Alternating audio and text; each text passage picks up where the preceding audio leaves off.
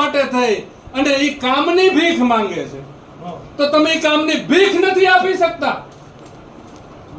આ તમે સશક્તિકરણની વાત કરો, મહિલા સશક્તિકરણની વાત કરો, તો તમે એક આને કામ નથી આપી શકતા. સૌનો સાથ ને સૌનો વિકાસ. પણ મારી બહેનો તો ઝાડુ માંગે છે, મારી બહેનો તો સાફ સફાઈ કરવા માંગે છે. આપો ને એને કાયમી નોકરી.